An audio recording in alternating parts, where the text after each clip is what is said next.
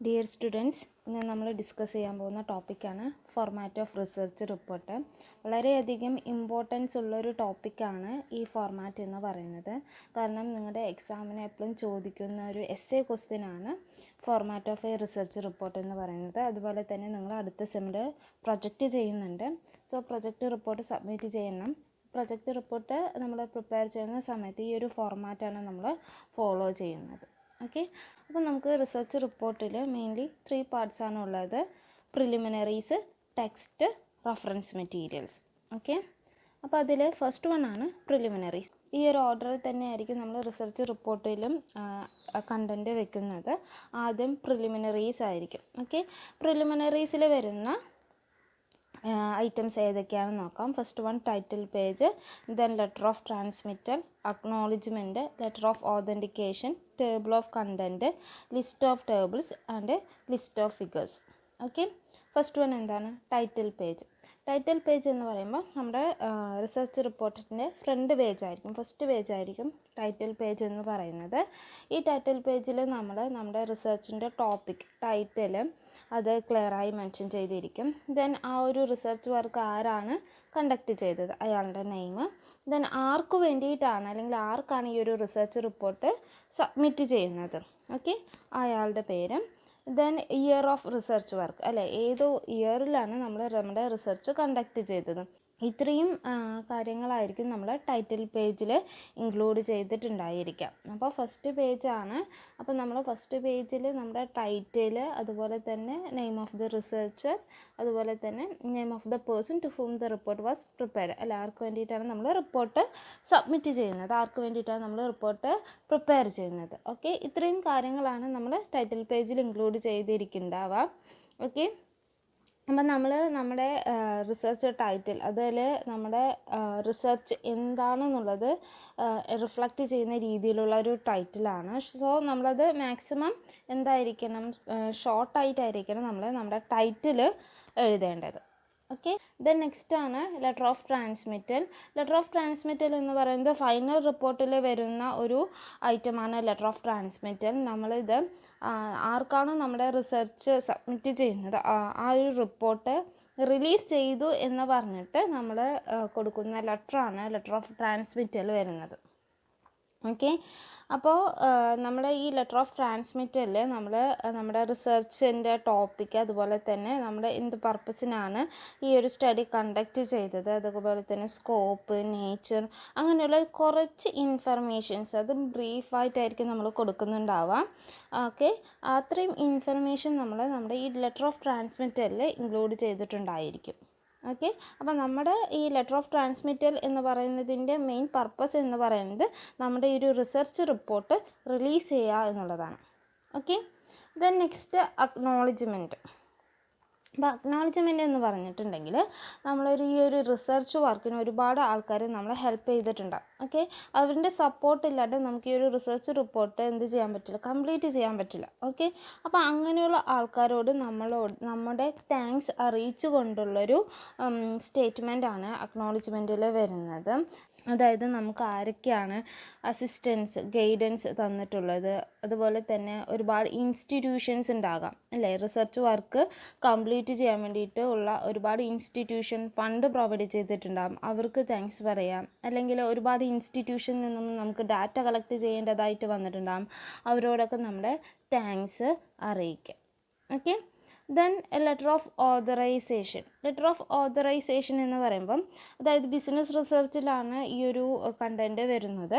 അതായത് ഒരു റിസർച്ചർക്ക് ഒരു ബിസിനസ് പ്രോബ്ലത്തിൽ റിസർച്ച് കണ്ടക്ട് ചെയ്യാനുള്ള അതോറിറ്റി പ്രൊവൈഡ് ചെയ്തുകൊണ്ടുള്ള ഒരു ലെറ്ററാണ് ലെറ്റർ ഓഫ് ഓതറൈസേഷൻ എന്ന് പറയുന്നത്. ഓക്കെ, അപ്പോൾ സെപ്പറേറ്റ് ആയിട്ട് ലെറ്റർ ഓഫ് ഓതറൈസേഷൻ വന്നിട്ട് വെക്കണമെന്നില്ല. നമ്മൾ നേരത്തെ ലെറ്റർ ഓഫ് ട്രാൻസ്മിറ്റൽ അത് ജസ്റ്റ് റെഫർ ചെയ്താലും മതിയാകും. ഓക്കെ, ദെൻ നെക്സ്റ്റ് ആണ് table of content. Table of content എന്ന് പറയുമ്പോൾ നമ്മുടെ റിസർച്ച് സ്റ്റഡി എന്തൊക്കെ കണ്ടൻറ്റാണ് ഉള്ളത്, അത് ഏത് ഓർഡറിലാണ് പ്രസൻറ്റ് ചെയ്തിരിക്കുന്നത്, അത് കാണിക്കുന്ന ഒരു അനലിറ്റിക്കൽ വ്യൂ ആണ് ഏത് ടേബിൾ ഓഫ് കണ്ടൻറ്റ് എന്ന് പറയുന്നത്. ഓക്കെ, അപ്പോൾ ഇതിൽ നമ്മുടെ റിപ്പോർട്ട് എങ്ങനെയാണ് പ്രസൻറ്റ് ചെയ്തിരിക്കും. മേജർ ഡിവിഷൻസ് എന്തൊക്കെയാണ്, അതായത് ചാപ്റ്റർ വൈസ് ആകാം, ചാപ്റ്റർ 1, ചാപ്റ്റർ 2, ചാപ്റ്റർ 3. ഓരോ ചാപ്റ്ററിലും എന്തൊക്കെ ഹെഡിങ്സ് ആണോ വന്നിരിക്കുന്നത്, അതിൻ്റെ സബ് ഹെഡിങ്സ് എന്താണ് എന്നുള്ളതൊക്കെയാണ് നമ്മുടെ ടേബിൾ ഓഫ് കണ്ടൻറ്റിൽ കാണിക്കുന്നത്. Okay. Then list of tables. List of ടേബിൾസിൽ നമ്മൾ റിസർച്ച് റിപ്പോർട്ടിൽ ഒരുപാട് ടേബിൾസ് നമ്മൾ യൂസ് ചെയ്തിട്ടുണ്ടാകും അല്ലേ. ടേബിൾ ഫോർമാറ്റിൽ നമ്മൾ ഇൻഫർമേഷൻ പ്രസൻറ്റ് ചെയ്തിട്ടുണ്ടാകും. ഓക്കെ. അപ്പോൾ ഓരോ ടേബിളിനും നമ്മൾ ടേബിൾ നമ്പർ അസൈൻ ചെയ്തിട്ടുണ്ടാകും, യൂണിക് നമ്പർ അസൈൻ ചെയ്തിട്ടുണ്ടാകും. അതുപോലെ തന്നെ ആ ടേബിളിൻ്റെ ടൈറ്റിലും ഉണ്ടാകും. ഓക്കെ. ഏതൊക്കെ പേജിലാണ് നമ്മൾ ടേബിൾസ് വെച്ചിരിക്കുന്നത്. ഓക്കെ. ഈ ഒരു ഇൻഫർമേഷൻ കിട്ടാൻ വേണ്ടിയിട്ടാണ് നമ്മൾ ലിസ്റ്റ് ഓഫ് ടേബിൾസ് വെക്കുന്നത്. ഓക്കെ. അപ്പോൾ നമ്മൾ ലിസ്റ്റ് ഓഫ് ടേബിൾസിൽ കാണിക്കുന്നത് ടേബിളിൻ്റെ നമ്പർ, ടേബിളിൻ്റെ ടൈറ്റിൽ, അതുപോലെ തന്നെ ഏത് പേജ് നമ്പറിലാണ്, അതായത് ഏത് പേജിലാണ് നമ്മൾ ഈ ഒരു ടേബിൾ വെച്ചിരിക്കുന്നത്. ഓക്കെ. അപ്പോൾ നമുക്ക് പർട്ടിക്കുലർ ടേബിൾ വേണമെന്നുണ്ടെങ്കിൽ ആദ്യം ലിസ്റ്റ് ഓഫ് ടേബിൾസിൽ പോയി നോക്കിയിട്ടുണ്ടെങ്കിൽ നമുക്ക് ഏത് പേജിലാണെന്ന് അറിയാൻ പറ്റും. ഓക്കെ. അതാണ് ലിസ്റ്റ് ഓഫ് ടേബിൾസ് എന്ന് പറയുന്നത്. അപ്പോൾ ലിസ്റ്റ് ഓഫ് ടേബിൾസ് എന്ന് പറയുന്നത് നമുക്ക് അതിനായിട്ടൊരു സെപ്പറേറ്റ് പേജ് തന്നെ റിസർച്ച് റിപ്പോർട്ടിൽ വേണം. Okay. Then list of figures. അപ്പോൾ ടേബിൾ വെച്ച പോലെ തന്നെ നമ്മുടെ റിസർച്ച് റിപ്പോർട്ടിൽ ഗ്രാഫ്സ്, ഡയഗ്രാംസ് അങ്ങനെയുള്ള കാര്യങ്ങളും വെച്ചിട്ടുണ്ടാകും. ഓക്കെ. അപ്പോൾ ആ ഗ്രാഫ്സ്, ഡയഗ്രാംസ് ഒക്കെ ഐഡൻറ്റിഫൈ ചെയ്യാൻ വേണ്ടി ഗ്രാഫ്സിനും യൂണിക് നമ്പർ അസൈൻ ചെയ്തിട്ടുണ്ടാകും.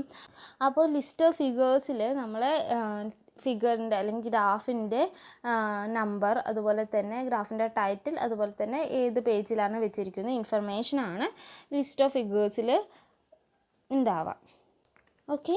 അപ്പോൾ പ്രിലിമിനറീസ് കഴിഞ്ഞിട്ട് വരുന്ന സെക്കൻഡ് പാർട്ടാണ് ടെക്സ്റ്റ്. ഓക്കെ. അപ്പോൾ ബോഡി പാർട്ടാണ് മെയിൻലി ഇമ്പോർട്ടൻ്റ് ആയിട്ടുള്ളൊരു പാർട്ടാണ് ഏത് ടെക്സ്റ്റ് എന്ന് പറയുന്ന പോർഷൻസ്. ഓക്കെ. അപ്പം നമ്മുടെ കംപ്ലീറ്റ് അറ്റൻഷൻ അല്ലെങ്കിൽ നമ്മുടെ കംപ്ലീറ്റ് ഫോക്കസ് കൊടുത്തുകൊണ്ട് നമ്മൾ എഴുതേണ്ട ഒരു പാർട്ടാണ് ഈ ടെക്സ്റ്റ് പറയുന്ന പാർട്ട്. ഓക്കെ. അതിൽ എന്തൊക്കെ ഐറ്റംസ് വരുന്നതെന്ന് നോക്കാം. First one abstract. അബ്സ്ട്രാക്റ്റ് എന്ന് പറയുമ്പോൾ നമ്മുടെ റിസർച്ച് വർക്കിൻ്റെ ഒരു ബ്രീഫായിട്ടുള്ളൊരു ഫോമാണ് അബ്സ്ട്രാക്റ്റ് എന്ന് പറയുന്നത്. അതിൽ നമ്മുടെ ടോപ്പിക്ക്, സ്കോപ്പ്, ഫൈൻഡിങ്സ്, കൺക്ലൂഷൻസ് ഒക്കെ നമ്മൾ ബ്രീഫായിട്ട് വളരെ ചുരുക്കത്തിൽ നമ്മൾ എന്ത് ചെയ്തിട്ടുണ്ടാകും, എക്സ്പ്ലെയിൻ ചെയ്തിട്ടുണ്ടാകും. ഓക്കെ. അപ്പോൾ നമ്മൾ ഈ റിസർച്ച് റിപ്പോർട്ട് മുഴുവനായിട്ട് കംപ്ലീറ്റ് ആയിട്ട് ഡീറ്റെയിൽ ആയിട്ട് വായിക്കാതെ നമുക്ക് ഈ ഒരു അബ്സ്ട്രാക്റ്റ് നോക്കിയിട്ടുണ്ടെങ്കിൽ എന്താണ് അതിൻ്റെ കണ്ടൻറ്റ് എന്നുള്ളത് നമുക്ക് അറിയാൻ പറ്റും. ഓക്കെ. അപ്പോൾ length of abstract very important ആണ്. അതൊരിക്കലും 200 വേർഡ്സിൽ കൂടാൻ പാടില്ല. സോ നമുക്ക് അബ്സ്ട്രാക്റ്റ് എഴുതണമെങ്കിൽ നമ്മൾ ഈ അബ്സ്ട്രാക്റ്റ് എപ്പോഴായിരിക്കും എഴുതുന്നുണ്ടാവുക, നമ്മൾ റിസർച്ച് വർക്ക് എല്ലാം കംപ്ലീറ്റ് ചെയ്ത ശേഷം ലാസ്റ്റാണ് അബ്സ്ട്രാക്റ്റ് എഴുതുക. അതുപോലെ തന്നെ റിപ്പോർട്ട് എഴുതുന്ന സമയത്ത് ഫസ്റ്റാണ് നമ്മൾ അബ്സ്ട്രാക്റ്റ് വയ്ക്കുക. ഓക്കെ. അപ്പോൾ ഒരുപാട് ടൈമൊന്നും ഇല്ലാത്ത ആൾക്കാർക്ക് ഈ അബ്സ്ട്രാക്റ്റ് നോക്കിക്കഴിഞ്ഞിട്ടുണ്ടെങ്കിൽ ഫർദർ ഈ ഒരു റിസർച്ച് റിപ്പോർട്ട് വായിക്കണോ വേണ്ടിയോ എന്നുള്ളൊരു ഡിസിഷൻ എടുക്കാൻ കഴിയും. ഓക്കെ. അപ്പോൾ ഒരു അബ്സ്ട്രാക്റ്റ് എന്ന് പറയുന്നത് അട്രാക്റ്റീവ് ആയിരിക്കണം അല്ലേ. നമ്മുടെ റിസർച്ച് റിപ്പോർട്ട് കംപ്ലീറ്റ് ആയിട്ട് ഒരാൾക്ക് വായിക്കാൻ തോന്നിക്കത്തക്ക, അതായത് നമ്മുടെ ഒരു റിസർച്ച് റിപ്പോർട്ട് കംപ്ലീറ്റ് ആയിട്ട് ഒരാൾക്ക് വായിക്കാൻ തോന്നണം അല്ലേ. അബ്സ്ട്രാക്റ്റ് വായിച്ച് കഴിഞ്ഞിട്ടുണ്ടെങ്കിൽ അയാൾക്ക് ഫുൾ കംപ്ലീറ്റ് ആയിട്ട് അത് വായിക്കാൻ തോന്നണം. ആ രീതിക്കായിരിക്കണം നമ്മൾ അബ്സ്ട്രാക്റ്റ് എഴുതേണ്ടത്. Okay. Then next introduction. Introduction എന്ന് പറയുമ്പോൾ നമ്മുടെ ടെക്സ്റ്റിൻ്റെ മെയിൻ പാർട്ടാണ്. ഇതിൽ നമ്മുടെ ടോപ്പിക് എന്താണ്, നമ്മുടെ ടോപ്പിക്കിൻ്റെ background information, scope, importance, needs, objectives, അതുപോലെ തന്നെ കറണ്ട് സൊസൈറ്റിയിൽ ഇതിൻ്റെ റിലവൻസ്, അങ്ങനെയുള്ള ഒരുപാട് ഇൻഫർമേഷൻസാണ് നമ്മൾ ഇൻട്രോഡക്ഷനിൽ നമ്മൾ എടുത്തിട്ടുണ്ടാവുക. അതുപോലെ തന്നെ ഈ ഒരു ടോപ്പിക് എന്തുകൊണ്ട് നമ്മൾ സെലക്ട് ചെയ്തു, എന്തുകൊണ്ടാണ് ഈ ഒരു ടോപ്പിക് ഇൻട്രസ്റ്റിംഗ് ആയത്, ഓക്കെ, അങ്ങനെയുള്ള ഇൻഫർമേഷൻസൊക്കെയാണ് നമ്മൾ ഏതിൽ കാണിക്കുന്നത്, ഇൻട്രോഡക്ഷനിൽ കാണിക്കുന്നത്. ഓക്കെ. അപ്പോൾ ഇൻട്രോഡക്ടറി പാർട്ടിൽ വരുന്ന മെയിൻ കമ്പോണൻസ് എന്ന് പറയുമ്പോൾ നമ്മുടെ ടോപ്പിക് ആദ്യം തന്നെയാണ് പ്രോബ്ലംസ് അല്ലേ. Then scope of the study, the need for the study and importance, then background information അല്ലേ, present importance of the problem, then നമ്മൾ ഏതൊക്കെ സോഴ്സസ് ആണ് ഡാറ്റ കളക്ട് ചെയ്യാൻ വേണ്ടി യൂസ് ചെയ്തിരിക്കുന്നത് അതിനെക്കുറിച്ചിട്ട് ബ്രീഫായിട്ട് നമ്മളൊന്ന് യൂസ് ചെയ്യും. അതുപോലെ തന്നെ ഡാറ്റ അനലൈസ് ചെയ്യാൻ വേണ്ടിയിട്ട് നമ്മൾ യൂസ് ചെയ്ത ടെക്നിക്സ്, ഓക്കെ, മെത്തേഡ്സ്, ഇതൊക്കെ നമ്മൾ ബ്രീഫായിട്ടേ വെക്കുന്നുള്ളൂ. Then reference. ഓക്കെ. ഇത്രയും കാര്യങ്ങൾ നമ്മൾ ബ്രീഫായിട്ട് നമ്മുടെ ഇൻട്രോഡക്ഷനിൽ ഇൻക്ലൂഡ് ചെയ്തിട്ടുണ്ടാകും. ഓക്കെ. ദെൻ നെക്സ്റ്റ് ഐറ്റമാണ് റിസർച്ച് പ്രൊസീജിയർ. ഓക്കെ, അപ്പോൾ റിസർച്ച് പ്രൊസീജിയർ എന്ന് പറയുമ്പം നമ്മൾ എങ്ങനെയാണ് ഈ ഒരു റിസർച്ച് വർക്ക് കംപ്ലീറ്റ് ചെയ്തത്, അതായത് ഏത് റിസർച്ച് ഡിസൈനാണ് യൂസ് ചെയ്തിരിക്കുന്നത്, ഏതൊക്കെയാണ് വേരിയബിൾസ്, അതെങ്ങനെയാണ് മാനിപ്പുലേറ്റ് ചെയ്തിരിക്കുന്നത്, മെത്തേഡ്സ് ഓഫ് ഡാറ്റ കളക്ഷൻ എന്തായിരുന്നു, സാമ്പിളിംഗ് ആണെങ്കിൽ ഏത് മെത്തേഡ് ഓഫ് സാമ്പിളിംഗ് ആണ് യൂസ് ചെയ്തത്, പ്രോബബിലിറ്റി സാമ്പിളിംഗ് ആണോ നോൺ പ്രോബബിലിറ്റി സാമ്പിളിംഗ് ആണോ, നമ്മുടെ സാമ്പിൾ സൈസ് എന്താണ് അല്ലേ, അതുപോലെ തന്നെ സാമ്പിളിംഗ് ടെക്നിക്സ്, ഓക്കെ, പോപ്പുലേഷനെ കുറിച്ചിട്ടുള്ള ഇൻഫർമേഷൻസ്, ദെൻ നമ്മൾ ഏതൊക്കെ ക്വസ്റ്റ്യൻസ് ആണ് നമ്മൾ ഡാറ്റ കളക്ട് ചെയ്യാൻ വേണ്ടിയിട്ട് യൂസ് ചെയ്ത്, അതുപോലെ തന്നെ നമ്മൾ റിസർച്ച് അല്ല ഡാറ്റ അനലൈസ് ചെയ്യാൻ വേണ്ടിയിട്ട് ഏത് ടെക്നിക്സ് ആണ് നമ്മൾ യൂസ് ചെയ്തത്, അങ്ങനെയുള്ള ഇൻഫർമേഷൻസ് ആണ് നമ്മുടെ റിസർച്ച് പ്രൊസീജിയറിൽ നമ്മൾ കാണിക്കുന്നത്. ഓക്കെ, ദെൻ നെക്സ്റ്റ് വരുന്നതാണ് റിസൾട്ട് അല്ലേ. അപ്പോൾ റിസൾട്ടിൽ നമ്മളിങ്ങനെ ഡാറ്റ കളക്ട് ചെയ്ത് വെച്ചു, ആ ഡാറ്റാസ് അതുപോലെ തന്നെ നമ്മൾ ഒബ്സർവ് ചെയ്തിട്ടുള്ള ഡാറ്റാസ് ഇതൊക്കെ നമുക്ക് പ്രസൻറ്റ് ചെയ്യണം അല്ലേ. അപ്പോൾ പ്രസൻറ്റ് ചെയ്യണമെങ്കിൽ നമ്മൾ ടേബിൾ ഫോം യൂസ് ചെയ്യാം. Table columns and rose use ചെയ്തിട്ട് നമുക്ക് സിമ്പിളായിട്ട് മനസ്സിലാവുന്ന രീതിയിൽ എന്ത് ചെയ്യാം, പ്രസൻറ്റ് ചെയ്യാം. അല്ലെങ്കിൽ ചാർട്ട്സ് ആൻഡ് ഫിഗേഴ്സ് അല്ലേ, graphs, bar diagrams, pie diagrams, line graphs, അങ്ങനെയുള്ള ഐറ്റംസ് നമുക്ക് ഫിഗേഴ്സൊക്കെ യൂസ് ചെയ്യാം. ഓക്കെ, അപ്പോൾ നമ്മൾ നമ്മുടെ അനലൈസ് ചെയ്തിട്ടുള്ള കാര്യങ്ങൾ നമ്മൾ പ്രസൻറ്റ് ചെയ്യണം. ഓക്കെ, പ്രസൻറ്റ് ചെയ്യുന്നത് എന്തായിരിക്കും, സിമ്പിളായിരിക്കണം, എല്ലാവർക്കും പെട്ടെന്ന് മനസ്സിലാക്കാൻ പറ്റുന്ന രീതിയിലായിരിക്കണം. ഓക്കെ, ഈ ഒരു അനാലിസിസ് പാർട്ടിൽ നിന്നാണ് നമ്മുടെ റിസൾട്ട് നമ്മൾ ഡിറൈവ് ചെയ്യുന്നത്.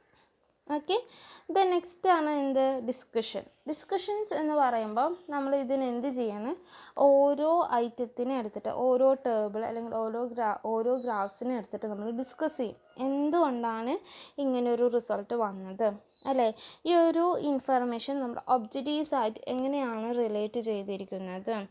ഓക്കെ, അതുപോലെ തന്നെ നമ്മൾ സെറ്റ് ചെയ്ത ഹൈപ്പോത്തസിസ് അത് അക്സെപ്റ്റ് ചെയ്യണോ റിജക്റ്റ് ചെയ്യണോ, ഓക്കെ, അങ്ങനെയുള്ള ഡിസിഷൻസ് എടുക്കാൻ വേണ്ടിയിട്ട് കണ്ടക്ട് ചെയ്യുന്നതാണ് ഈ discussion part. Okay, then last one conclusion and summary. Okay, അതായത് നമ്മൾ കൺക്ലൂഷൻ ഡിറൈവ് ചെയ്യാണ്, നമ്മൾ അനാലിസിസ് പാർട്ടിൽ നിന്ന് കിട്ടിയ ഇൻഫർമേഷൻ വെച്ചിട്ട് കൺക്ലൂഷൻസ് എന്താണ്, നമ്മുടെ ഒബ്ജക്റ്റീവ്സ് അതിൻ്റെ കൺക്ലൂഷൻ എന്താണ്. ഓക്കെ, ഒരു പ്രോബ്ലം ആണെങ്കിൽ ആ പ്രോബ്ലത്തിന് റീസൺ എന്താണ്, റീസൺ കണ്ടുപിടിക്കാവുന്നതാണ് നമ്മുടെ ഒബ്ജക്റ്റീവ്സ് ആണെങ്കിൽ എന്തൊക്കെ റീസൺ കൊണ്ടാണ് ആ ഒരു പ്രോബ്ലം ഉണ്ടായത്, അല്ലെങ്കിൽ ഒരു സൊല്യൂഷൻ കണ്ടുപിടിക്കുക എന്നുള്ളതാണെങ്കിൽ എന്തൊക്കെ സൊല്യൂഷൻസ് ആണ് ഉള്ളത്. ഓക്കെ, ദെൻ എന്തെങ്കിലും അഡ്വൈസ്, ഈ ഒരു പ്രോബ്ലം സോൾവ് ചെയ്യാൻ വേണ്ടിയിട്ട് എന്തെങ്കിലും അഡ്വൈസ് ഉണ്ടെങ്കിൽ ആ ഒരു അഡ്വൈസ് റെക്കമെൻഡേഷൻസ് പ്രൊവൈഡ് ചെയ്യും. ഓക്കെ, അതുപോലെ തന്നെ ഫ്യൂച്ചർ റിസർച്ച് എങ്ങനെ ആയിരിക്കണം എന്നതിനെ കുറിച്ചിട്ടുള്ളൊരു അഡ്വൈസ്, അങ്ങനെയുള്ള കാര്യങ്ങളൊക്കെയാണ് നമ്മൾ കൺക്ലൂഷൻസ് ആൻഡ് സമ്മറിയിൽ കൊടുക്കുന്നത്. അതായത് നമ്മുടെ റിസർച്ച് റിപ്പോർട്ടിലെ ഒബ്ജക്റ്റീവ്സ് റിലേറ്റഡ് ആയിട്ടുള്ള വരുന്ന ഫൈൻഡിങ്സ് അല്ലേ, അനാലിസിസ് ചെയ്തപ്പോൾ നമുക്ക് കിട്ടുന്ന ഫൈൻഡിങ്സ് റിലേറ്റ് ചെയ്ത് നമ്മളൊരു കൺക്ലൂഷൻ ഡിറൈവ് ചെയ്ത് അത് സമ്മറി ഫോമിൽ നമ്മൾ എഴുതുകയാണ് ചെയ്യുന്നത്. അതുപോലെ തന്നെ നമ്മൾ റെക്കമെൻഡേഷൻസ് ആൻഡ് അഡ്വൈസും കൂടി ഏതിൽ പ്രൊവൈഡ് ചെയ്യും, ഈ ഒരു പാർട്ടിൽ പ്രൊവൈഡ് ചെയ്യും. ഓക്കെ, അപ്പോൾ ഇത്രയും കാര്യങ്ങളാണ് ടെക്സ്റ്റ്, അതായത് ബോഡി പാർട്ടാണ് വരുന്നത്. അതിൽ വരുന്നത് ഏതൊക്കെയാണ്, abstract, introduction, research procedure, result, discussions, conclusions and summary. Then next ആണ് റെഫറൻസ് മെറ്റീരിയൽ. ഓക്കെ, അതിൽ നമ്മൾ റിസർച്ച് വർക്കിന് വേണ്ടിയിട്ട് നമ്മൾ ഡാറ്റ കളക്ട് ചെയ്യാൻ വേണ്ടിയിട്ട് ഒരുപാട് ബുക്സ് റെഫർ ചെയ്തിട്ടുണ്ടാകാം അല്ലേ, അതുപോലെ തന്നെ ജേർണൽസ്, മാഗസീൻസ്, അങ്ങനെയുള്ള ഒരുപാട് ബുക്സുകളും മാഗസീൻസൊക്കെ നമ്മൾ റെഫർ ചെയ്തിട്ടുണ്ടാകും. സോ അതിൻ്റെ ഒരു ലിസ്റ്റാണ് നമ്മളൊരു റെഫറൻസ് മെറ്റീരിയൽ കാണിക്കുന്നത്. അതിൽ വരുന്നതാണ് ബിബ്ലോഗ്രഫി, അപ്പൻഡിസസ്. ബിബ്ലോഗ്രഫിയിൽ നമ്മൾ ഈ ലിസ്റ്റ് ഓഫ് ബുക്സ് നമ്മൾ റെഫർ ചെയ്ത് ബുക്സ്, ജേർണൽസ്, മാഗസീൻസ് അങ്ങനെയുള്ള കാര്യങ്ങളാണ് ബിബ്ലോഗ്രഫിയിൽ വരുന്നത്. ദെൻ അപ്പൻഡിസസിൽ വരുന്നത് നമ്മുടെ റിസർച്ച് വർക്കിന് ഇമ്പോർട്ടൻ്റ് ആയിട്ടുള്ളൊരു മാറ്ററാണ് അല്ലെങ്കിൽ കണ്ടൻ്റാണ്. പക്ഷെ നമ്മൾ ബോഡി പാർട്ടിൽ വെച്ചിട്ടുണ്ടെങ്കിൽ നമ്മുടെ ബോഡി പാർട്ടിൻ്റെ ലെങ്ത്ത് കൂടും. ഓക്കെ, അപ്പോൾ അതിന് നമ്മൾ എന്ത് ചെയ്യണം, അപ്പൻഡിസസ് പാർട്ടിലോട്ട് നമ്മൾ മാറ്റണം. ഫോർ എക്സാമ്പിൾ പറയുകയാണെങ്കിൽ ഇപ്പോൾ നമ്മൾ ക്വസ്റ്റിനെയർ യൂസ് ചെയ്തിട്ടാണ് നമ്മൾ ഡാറ്റ കളക്ട് ചെയ്തിട്ടെങ്കിൽ ഇമ്പോർട്ടൻ്റ് ആയിട്ടുള്ളൊരു കാര്യമാണ് ക്വസ്റ്റിനെയർ എന്നുള്ളത്. പക്ഷേ നമുക്കത് ബോഡി പാർട്ടിൽ വെക്കാൻ കഴിയില്ല. സോ നമ്മളത് എവിടെ വെക്കും, അപ്പൻഡിസസിൽ വെക്കും. ഓക്കെ, അപ്പോൾ നമ്മുടെ ഈ ഒരു ക്വസ്റ്റിനെയർ അറിയണം എന്നുള്ളവർക്ക് നമ്മുടെ റിസർച്ചിൻ്റെ റിപ്പോർട്ടിൻ്റെ ഏറ്റവും അവസാനം വന്ന് നോക്കിയാൽ അപ്പൻഡിസസ് പാർട്ടിൽ ആ ക്വസ്റ്റിനെയർ ഉണ്ടാവും. ഓക്കെ, അപ്പോൾ അങ്ങനെയുള്ള കാര്യങ്ങളാണ് നമ്മൾ റെഫറൻസ് മെറ്റീരിയൽ എന്ന് പറയുന്ന പോർട്ടലിൽ വെക്കുന്നത്. ഓക്കെ, അപ്പോൾ നമ്മൾ ബിബ്ലിയോഗ്രഫി അപ്പൻഡിസസ് ഒക്കെ ഈ ഒരു ചാപ്റ്ററിൽ തന്നെ നമ്മൾ ഡീറ്റെയിൽ ആയിട്ട് നോക്കുന്നുണ്ട്. ഓക്കെ, അപ്പോൾ നമ്മൾ ഫോർമാറ്റ് ഓഫ് റിസർച്ച് റിപ്പോർട്ടാണ് ഡിസ്കസ് ചെയ്തത്. മെയിൻലി 3 പാർട്സാണ് വരുന്നത് അല്ലേ. Preliminaries, text, reference material. മക്കളെ ഇത് വളരെ ഇമ്പോർട്ടൻ്റ് ആയിട്ടുള്ള ഒരു ടോപ്പിക്കാണ്. നിങ്ങൾ നന്നായി പഠിച്ചേ പറ്റൂ. ഇത് എക്സാമിന് എസ്സി ആയിട്ട് വരുന്ന ക്വസ്റ്റ്യനുമാണ്. അതുപോലെ തന്നെ നിങ്ങളുടെ റിസർച്ച് അല്ലെങ്കിൽ നിങ്ങളുടെ പ്രൊജക്റ്റ് വർക്ക് സബ്മിറ്റ് ചെയ്യേണ്ടതുണ്ട്. സോ പ്രൊജക്റ്റ് റിപ്പോർട്ട് പ്രിപ്പയർ ചെയ്യുന്ന സമയത്ത് ഈ ഒരു ഫോർമാറ്റ് അറിഞ്ഞിരിക്കണം. ഓക്കെ, ഇനി ഞാൻ നിങ്ങൾക്ക് ഒരു കുട്ടിയുടെ കംപ്ലീറ്റ് പ്രൊജക്റ്റ് റിപ്പോർട്ട് കാണിച്ചു തരാം. അപ്പോൾ നിങ്ങൾക്ക് കുറച്ച് ഒന്നും കൂടി ഒരു ഫോർമാറ്റ് മനസ്സിലാക്കും. ഓക്കെ, അപ്പോൾ ഇതാണ് ടൈറ്റിൽ പേജ്. അതായത് ഒരു പ്രൊജക്റ്റ് റിപ്പോർട്ട് സ്റ്റാർട്ട് ചെയ്യുമ്പോൾ നമ്മൾ വെക്കുന്ന പേജാണ് ടൈറ്റിൽ പേജ്. അപ്പോൾ അതിൽ നമ്മുടെ പ്രൊജക്റ്റിൻ്റെ ടോപ്പിക് ഉണ്ടായിരിക്കും.